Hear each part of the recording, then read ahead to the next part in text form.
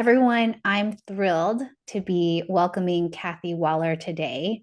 She is the executive director for the Atlanta Committee for Progress, and the mission is to provide leadership on key issues important to economic growth and inclusion for all citizens in Atlanta. Kathy has an incredible career. She spent 32 years with Coca-Cola, where she was the chief financial officer and president for enabling services. Kathy, in addition, has served as a board member for Delta, CGI, Beyond Meat. She's also part of the board for the Atlanta Symphony Orchestra, Spelman, University of Rochester, Girl Scouts of Greater Atlanta, Achieve Atlanta, Woodruff Arts Center, the Atlanta History Center, and EXCO Leadership.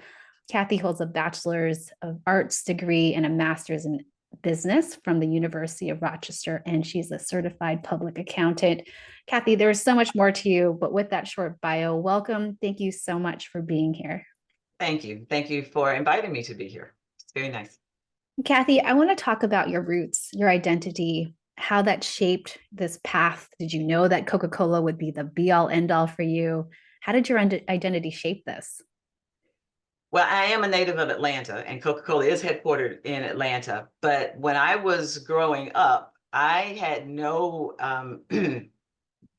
idea that people like me could grow up to be in a C-suite. That was for somebody else. That was for people you see on TV, or that's not my reality. So I was in an all-Black neighborhood and in Atlanta. I went to all Black elementary and high school, and then things changed when I went to college. So I went to college in Rochester, New York, the University of Rochester, and I went away because my sister, who I am very close to, and who I consider to be kind of the first person that kind of advised me, my mentor, said to me I needed to leave to grow up. I was like a daddy's girl, and I would never reach my full potential if I didn't leave. And she turned out to be right. So I did. Went away to school, went away to college, and had to grow up. I mean, when I went to the University of Rochester, it was less than 5% Black. And then the climate was amazing. It snowed, it was cold from the day I got there in August, and didn't warm up until May. I mean, it was, I was freezing from the beginning. And so it was so much to adjust to, and so many new things coming at me, that I had to learn quickly how to adjust and how to grow up and how to survive in a totally foreign place. It might as well have been in a foreign country. It was so foreign to me. Kathy, we're talking about foreign in weather. We're also talking about in demographics, going from an all Black neighborhood schools and then to go to a pretty predominantly white environment. And just thinking about the spaces you've occupied, going up to the C-suite of one of the biggest, grandest companies in the world, and also sitting on boards. And so this is such a prestigious, I mean, to have those roots and to feel them deeply because you are so embedded in Atlanta, very committed to Atlanta, obviously. Mm-hmm. Yet that advice from your sister, you need to leave so that you can grow up. Can you talk about that space, that now other foreign countries space where there are people who don't look like you, and then fast forward decades later, that is the space you are occupying? How did talk about those skills? Because here's, walk us back when I was at the University of Rochester. I am at this campus. How are you developing these skills to then be able to navigate later in life? So I met people early on who ended up being incredibly helpful to my career, and that supported me throughout. So, there was a place called the Minority Student Affairs, and the person who was the vice president in charge of Minority Student Affairs has turned out to be a lifelong friend, Frederick Jefferson.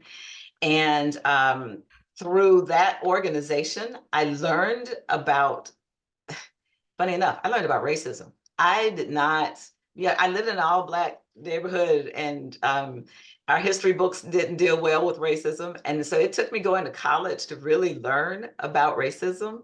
I mean, I had, there were things where we would go someplace, and my parents were very careful to keep me away from any danger, and they perceived it to be with white people they didn't know, so they kept me away, kept me and protected us from that. So I didn't really understand the world, and it took me going to Rochester to learn the world and to learn about racism, to learn how important it was to um, understand people quickly. I got to be really good at determining if it was a friend or a foe quickly. And if it was a friend, that was great. If it was foe, can I turn that into a better relationship? Maybe not a friend, but at least into a relationship where we can get along. I learned to develop relationships very quickly. I had to survive. And I've learned the underlying things, because in Atlanta, because we were really segregated in so many ways, I there were things I didn't know about how people would interact with me that I had faced full on in Rochester. And so the hatred, the vitriol, I mean, it was not constant, fortunately, but at times it would spring up, and I would have to deal with it, and figure out where to put it, how to compartmentalize it, how to put it in a box so that it didn't impact me and I could move forward. I want to stress this point you said earlier, Kathy, that you had to do it to survive. Your Yeah. parents who loved you and in some way sheltered you, now you're out in the world and you're having to learn the skill to survive. And yet, in your career, it actually turned into an asset. So I want to talk about this because often I support women of color, and I know that you're advocate as well. We don't talk about this, right? We say, okay, got to go out there and network. And if even have this advice that it's not what you do, but it's who you know. And we Right. get this, right? Like, okay, great. I'm going to go and network, got an event. And yet there is something about this. How do I compartmentalize friend or foe? And if a foe, how do I turn it? I want to talk about that because that is not the kind of advice I wish I had had earlier, because I was just kind of navigating, what do I do? I think that was mean, but what do I do? They're a senior. Should I try to make it work? And then they said it again. I think that was a microaggression. Like talk about that, Kathy, because it's so hard to explain to somebody how do you turn a foe into a friend? What is the tolerance for you? Can you bring us into that in more detail? Well, so you've got to find a way to understand the person's basic nature. And so you actually, it's an observation thing. You watch them with other people, right?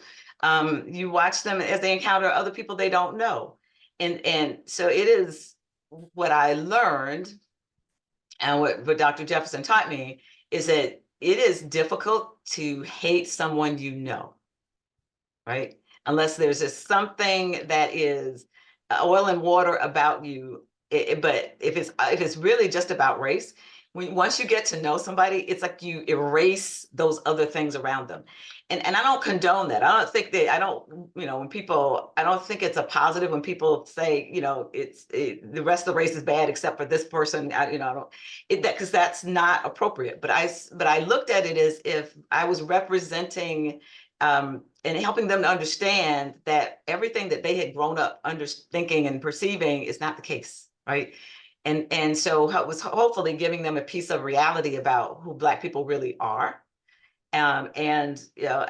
So taking your time to allow people, and actually it requires you to be a little vulnerable, to allow people to get to know who you are, showing them your heart before you expect to see theirs, takes a lot of patience, but pays off most of the time. Um, and sometimes you can't turn a person. I mean, sometimes they cannot get past whatever it is that's stopping them from understanding who you are and knowing who you are. But then, the other thing Dr. Jefferson taught me is that that's not actually my problem. That is actually their problem. And that's why I had to learn how to put it in a box and compartmentalize it and you know, kind of nail that box shut, because it could not impact the way I interacted with other people, right? I couldn't use that one person and that bad experience to judge everybody else.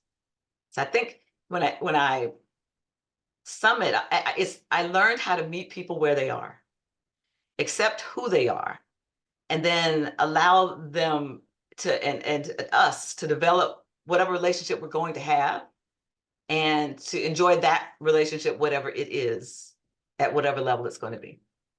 So great. Kathy, I would also add to something you shared earlier is sometimes we can't turn them, and that's not about us. It's not Not about personal. us all. It's No. beautiful because often as women, right, we're like, do you like me? Is you don't like me, there must be something wrong with me.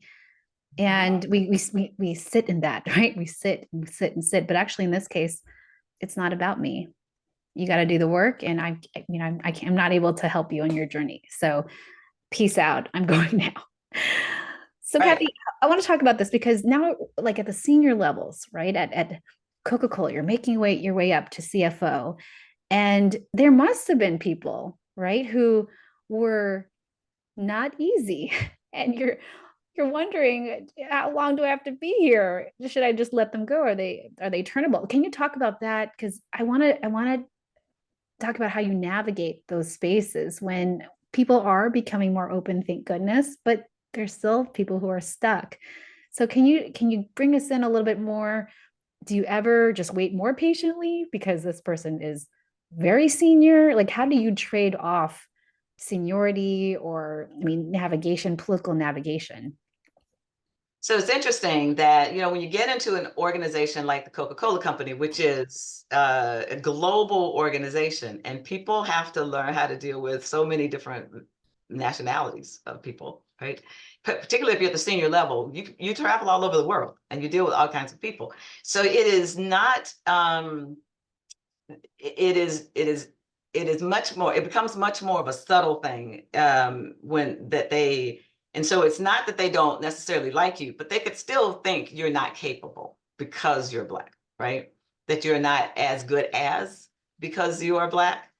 Um, so it's they still will treat you well, they'll be friendly, etc., but they won't be able to move past your seeing you as having skills and abilities that are equal to theirs, because they just think you're not equal to them. And that is, you know, pretty much a US problem. So it's not about being friends or friendly, right? And so then what you have to look for is almost a level of accepting who you are versus just being friendly, right? Because if they truly try to understand who you are and accept who you are, they accept you fully with your skills, your abilities, and recognizing your talents, right?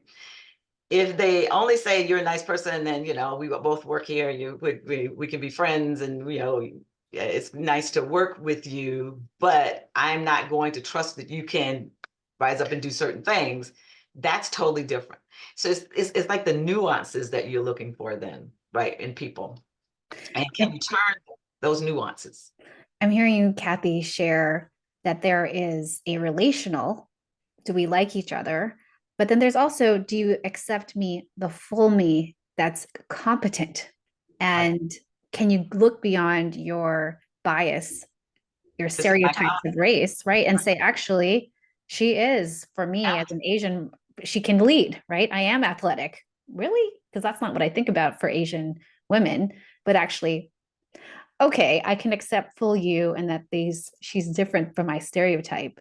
And so it is very subtle, right? It's very subtle, and it is about observing and allowing for the possibility of surprise, because we also have I know I have stereotypes of like white men, here's probably what they're thinking of me, and I hope I play it all out. And yet sometimes I'm surprised. This person's very open-minded.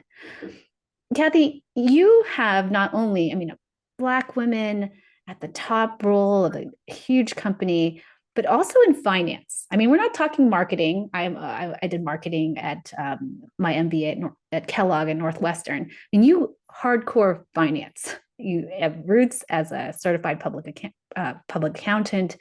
And I want to talk about that because that is another stereotype, right? When you think about, okay, Black woman, she's a financial genius, right? How did you navigate being a financial leader, and what were the nuances of that piece as well? So being a financial leader, I had years of experience there, right? Before I got to be CFO. Because when I had many finance roles within the company.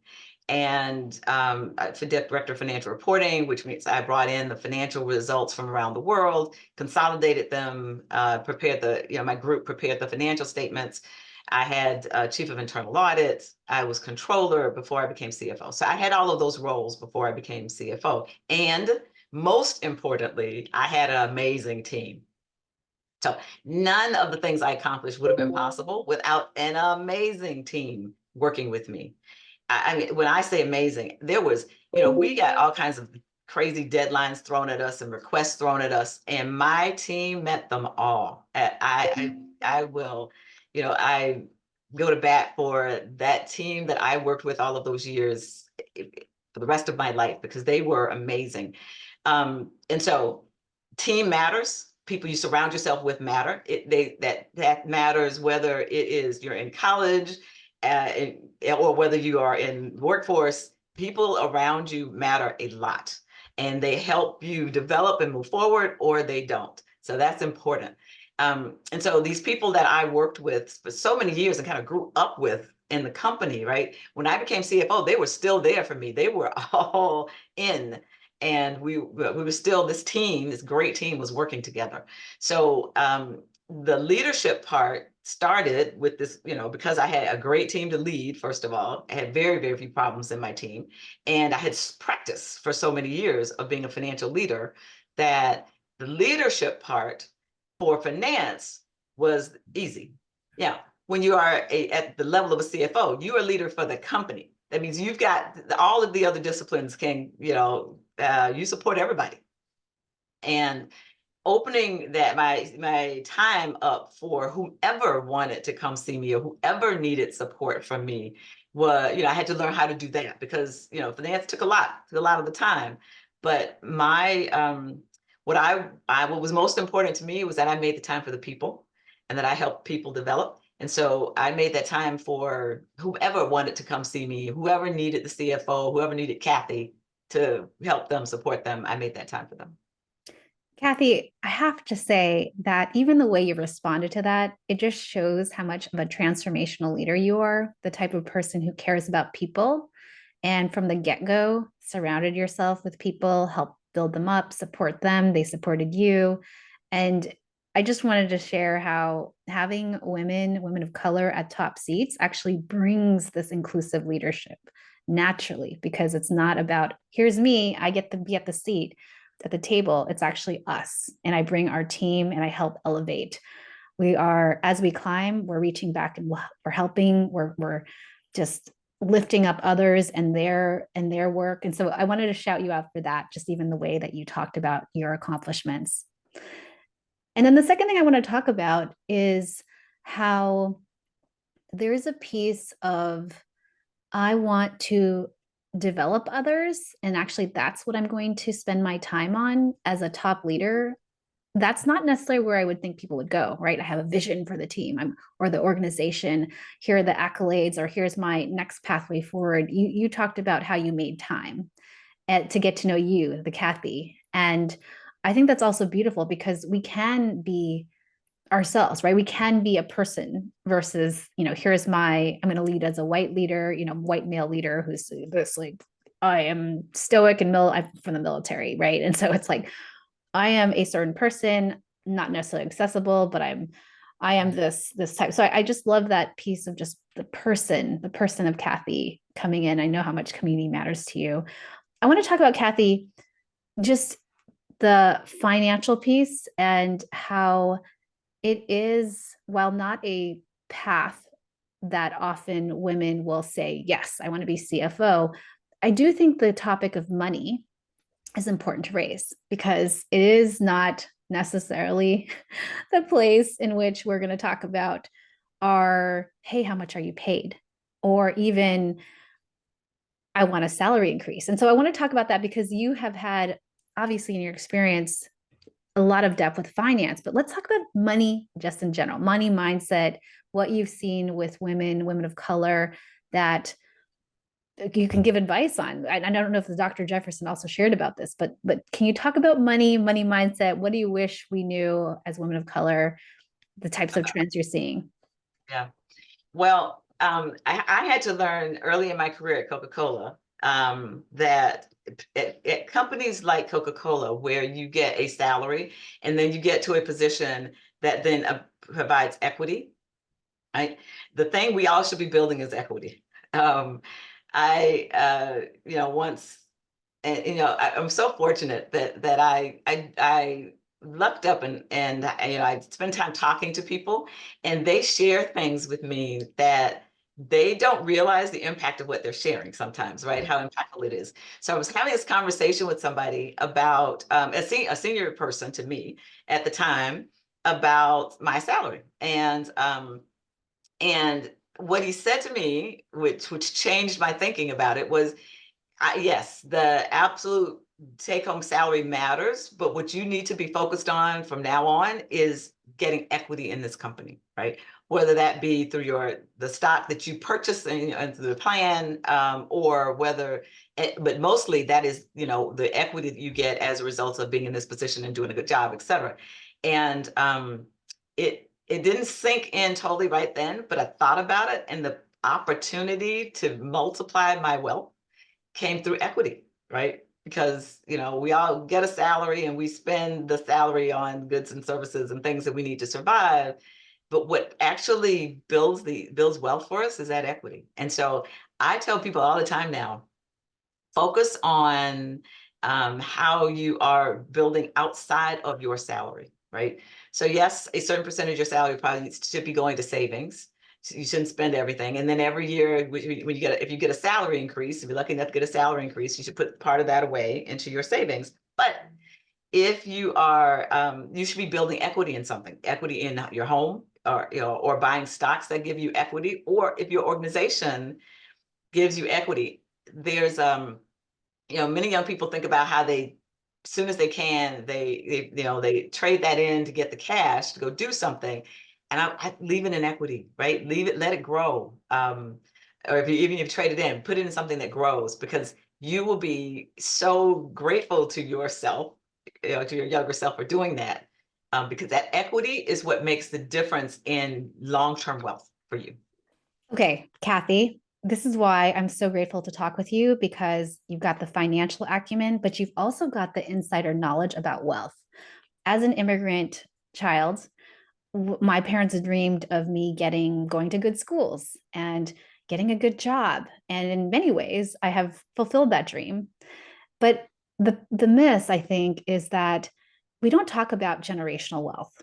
And we don't talk about, the money is not in the salary. I mean, it's good to have a good salary. Yes, we should ask for the salary increase, negotiate. Yes, yes, yes. So I want to make sure we stamp that. But that is not where we're going to build the generational wealth. And I so appreciate you saying, I got access. I'm thinking this is a white male who said, gotta focus on the equity. Yeah, I know, right? There's so much wisdom we get from our white males. Thank Right. you. And I want to talk about that because yes, equity, and I hear not only stocks, but also home equity. But can you give more insights when you're thinking about, here are really how you like think about invest? I know this is so I won't put your advice on the hook here. It is a free, will, and there's nothing that we're going to hold you to. But how would you think about, if you're, talking to your daughter and you're saying to her, here's how you should invest for the long run. Think about, for example, investing in more risky. I just, because I'd love to, because expand the pie on what's possible, because often we think, okay, there's stocks, great, a Vanguard trust, a fund. And then there's buy a home. Okay, great. And it go beyond the standard of that. And if you have any insights on this, it would be so helpful to share. course. So yes, I think the safest thing for people to do, obviously, build equity in your home. You buy a home and then, watch that interest rate, take the opportunities to, shift to a lower interest rate when you get a chance to do that without it costing you too much money. And then, uh, buying a mutual fund or some other instrument that is, gives you access to lots of different stocks, is a great way to start. But I teach people to mutual fund, what it does, the value of that is that it gives you a lot of different stocks, little pieces of a lot of different stocks, and you get to see that portfolio that you have and how it's growing. Right. And, you go through tough periods, like we've been through, a tough period, but the tech stocks continue to do well, et cetera. But you take a look at, in your mutual fund, take a look at the stocks that your mutual fund bought and which ones are doing well and which ones are accelerating, growing for you. And then, take the risk and buy a little small amounts of those stocks, right? Because as you are listening to people as they talk about companies, and take a risk and buy a small amount of the company, just to test it out. Now, some companies are above a small risk. I mean, when they're up in $100 a share kind of place, that's you have to be really mindful about that one. But they're still worth buying sometimes. And you'll be surprised when you buy small amounts and maybe they have a stock split that gives you a bigger amount, or over time, if you get into a dividend and reinvestment program, if they get dividends, that starts to compound. And that's what you're looking for, that ability for it to compound with you doing nothing, right?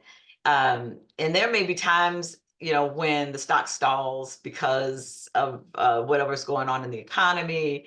And there's some stocks you just hold because you can, the history has shown that eventually they will move again. They will continue to grow. So I believe in holding for the long term and kind of just watching things and not, we're going through a recession or a bad period. I just don't look at my portfolio. I just don't look at it. I just don't want to know. And so eventually you go back and look at it and you get a surprise because it started growing again. So I think we can, just play around with it, just in small amounts of money that you won't necessarily miss. I mean, don't spend the mortgage money or the grocery money on it, but just and learn, because that's the best way to learn, is just to get out there and get in it. I appreciate, Kathy, you going deeper into it, because we're not talking about this, right? When I get together with girlfriends, or even when I was younger, we weren't talking about investment strategies or how we were, building wealth, or what kind of risks we were taking. And so I hear from you, one is we need to be intentional and actually get out there and do it, rather than just be on the sidelines and say, oh, that's something I'll do for later. There are opportunity costs. We must act now, and even if it's a little bit, to act. And then the second is that we're looking at a long-term view. And so when we ride out these, waves of emotion, know that in general that it does have an upside. So let's take away this stink of, oh wait, money is not something we talk about. Salaries. I mean, I love that you were even talking to this white man about your salary. I mean, I don't know, it's just not something we do, right? Talk about salaries. It's like a no-no. But actually we got to bring that out to the forefront, because that's how we address these salary gaps, especially for women of color. We need to actually look at what we're facing, and even notice that there's a problem. So thanks for raising that. I so appreciate this conversation, Kathy. Yes. I'll tell you one other really interesting thing. As I look at my nieces and my nephew and their kids, right? The nephews have all played around in stocks, have all, even at very young ages, and the nieces never have, Mm. right? Which I find really interesting. But again, it's not what you were taught or how you're raised. It is necessarily, it is something innate in us that stops us from doing that unless we're pushed to do it. We got to name it too, or just like you did. There is something about being, there's good things to do, there's good things to be, there's good things to be talking about. And because this is, for many reasons, for me personally, a not the thing that women do, right? Right. I haven't leaned toward it. And so you and I both have MBAs and have business backgrounds. And so we need to talk about it and break that stereotype because it starts with us. So thank you for naming that. And let's do it, right? Let's do it. Kathy, with that, are you ready for lightning round questions? Lightning round. Okay. Yes. Lightning round. Chocolate or vanilla? Chocolate. Cooking or takeout? Take out. Climb a mountain or jump from a plane? Climb a mountain. Have you ever worn socks with sandals? No. How would you rate your karaoke skills on a scale of 1 to 10, 10 being Mariah Carey? Jen's Mariah Carey. 6. What's a recent book you read? Um, Competing in the age of AI. Hmm. What's your favorite way to practice self-care? Oh, I love massages. Yes, I do that monthly. What's a good professional development you've done? Professional development. So I read all the time, and I get these things that come through in my email, and it's about wellness, and sometimes it's about politics, and I eat those things up, right? And and I share them with people when I get them, and take quotes from them and use those. So yes, I have services that send me these things. What's your definition of a boss mama? Boss mama. Um, Boss mama. Well, so my definition would be, and I immediately thought of my niece, who is a wonderful mother, right, a parent, but she is also great at her job and working hard, and I'm so proud of her. So yeah, she gets it done on both sides. She is a formidable woman, and I love that. What advice would you give your younger self?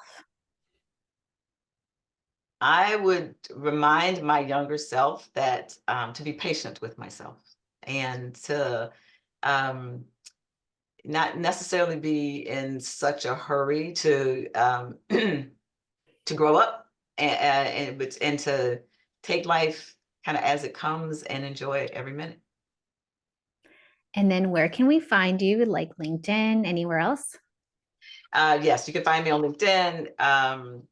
Yeah, no, that I don't really do Facebook or any of those other things. I have so many emails that I just don't do those things. But yeah, LinkedIn is the best place to find me. And then last question, Kathy, do you have a final ask, recommendations, or any parting thoughts to share? Um, and invest in learning how to develop relationships. Experiment with it. It is, and I know, people say networking, and that's always a might as well be a 4-letter word because it's so challenging for some people to do. But put yourself in situations where you will meet a new friend, or meet somebody, or meet new people. That is, don't allow the word networking to stop you from building your network, because that network, it will be so incredibly important throughout your life. And I can attest, when you try to get to on boards and things, that network is very important. Life is a lot about who you know, and who knows you, right? So you also need to make sure that as you're building those relationships, you're allowing yourself to be a little bit vulnerable and allowing people to get to know you and know you well. Thank you so much, Kathy. What a great conversation. I appreciate you so much. You're very welcome. I thoroughly enjoyed the conversation.